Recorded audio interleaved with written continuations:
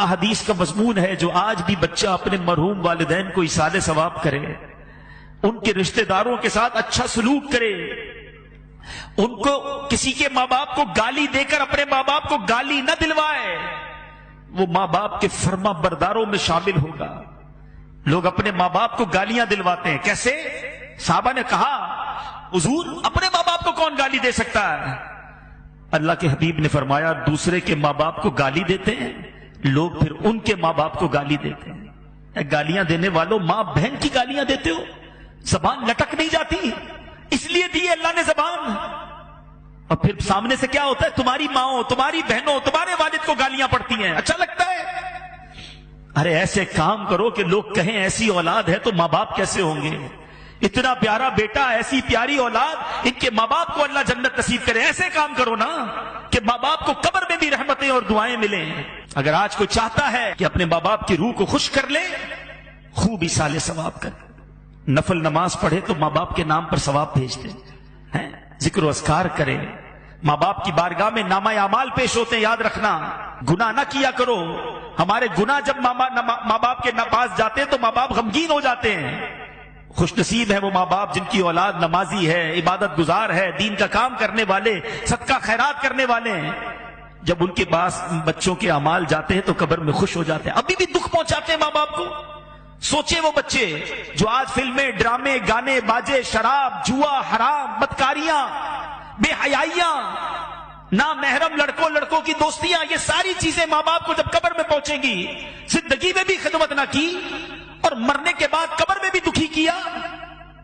ارے انہیں راضی کرنا ہے تو ایسا کرو کہ روز ثواب پہنچے۔ میں مشورہ دیتا ہوں اللہ کی رحمت سے، جو بھی کہہ رہا ہوں یہ تحدیث نعمت اور جو بھی ہے یہ اپنی والدین ہی کی تربیت اور امیر اہل سنت کی تربیت کا صدقہ ہے۔ ہمارے پاس تو جو بھی ہے والدین کا ہے نا، یہ بھی ایک بات یاد رکھنا، جن کے ماں باپ حیات ہیں اور چلے جائیں، دونوں صورتوں میں ایک بات یاد رکھنا کہ آپ کے پاس اور میرے پاس جو کچھ ہے، پیسہ ہے، عزت ہے، شہرت ہے، مقام ہے، واٹ ایور، یہ سب کچھ ماں باپ کا ہے۔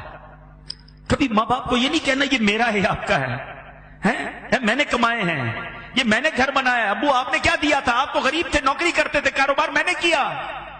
اللہ اکبر!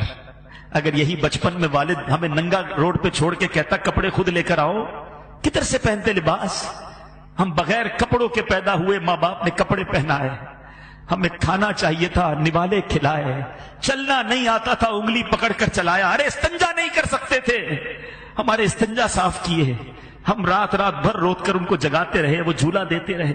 سوچو نا، اچھا کہتے گھر دلا تو دیا، ملازم تو دے دیے، مہینے کے پیسے بھی تو بھجوا دیتا ہوں، اب اور کیا چاہیے؟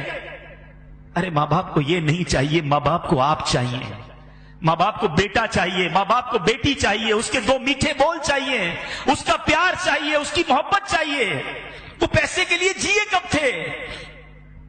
اور اب اگر وہ چلے گئے نا تو یہ مت سمجھنا یہ پیسہ میرا ہے، خدا کی قسم، خدا کی قسم تمہارے پیسے کا نصیب ہے۔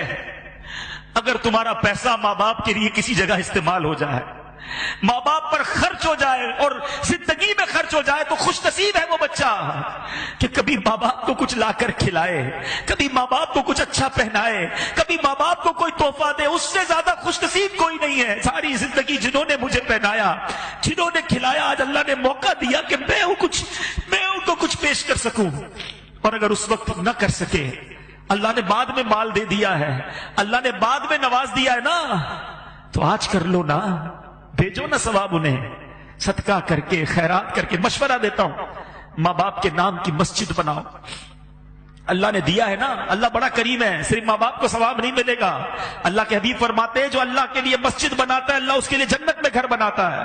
ماں باپ کو بھی ثواب ملے گا، تمہیں بھی جنت میں گھر مل جائے گا۔ اور ہم نکمے روز ثواب نہیں پہنچائیں گے، مسجد والے روز ثواب پہنچائیں گے۔ مجھے جب بھی فیضان جیلان دیکھتا ہوں، اس مسجد میں جب بھی آتا ہوں، مجھے سکون ہوتا ہے کہ انشاءاللہ یہاں ہونے والی ہر نماز میں میرے والد کو ثواب ملتا ہو، یہاں ہونے والے ہر اجتماع میں میرے والد کو، مجھے بڑی امید ہے، مجھے یاد ہے وہ سارے دن کہ اس مسجد میں کتنے نمازی تھے اور کس طرح ابو آتے تھے، کس طرح ہماری ہمتیں بڑھاتے تھے۔ مجھے ایک صاحب ملے، مرنے کے بعد بہت ساری باتیں پتہ چلتی، اسلم ڈیڈی ماشاءاللہ اس مسجد میں، وہ بھی ہمارے بہت اچھے ساتھیوں میں سے تھے، آج کل فیصلہ آباد میں ہیں۔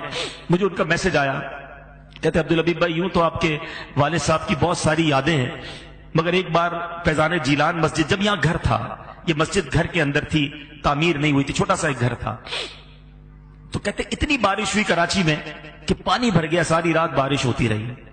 کہتے میں بڑی کوشش کر کے پانی میں سمجھ لیں گاڑی بھی میری ڈوبنے لگی، بڑی مشکل سے، گھر تھوڑا دور تھا ان کا، میں فجر کی نماز کے لیے یہاں پہنچا، میں تھا، میرا ایک بیٹا ساتھ تھا یا 2 بچے ساتھ تھے۔ کہتے مسجد میں آیا، کوئی نہیں تھا سوائے آپ کے والد صاحب کے۔ یہ اب بتایا انہوں نے والد صاحب کے انتقال کے، بولا اکیلے آپ کے والد صاحب بیٹھے تھے اور انتظار کر رہے تھے کوئی نمازی آ جائے تو ہم جماعت سے فجر ادا کر لیں۔ تو اللہ تعالیٰ ان کو جنت الفردوس میں اعلیٰ مقام عطا۔ ابو کی تو اب یادیں ہی رہ گئی، مگر اب میں یہ چاہتا ہوں، ہماری تو وہ دولت چلی گئی، جس کے پاس ہے قدر کر لو، دعائیں لے لو۔ صلو علی الحبیب صلی اللہ تعالی علی محمد۔ مجھے اپنی اور ساری دنیا کے لوگوں کی اصلاح کی کوشش کرنی ہے انشاءاللہ۔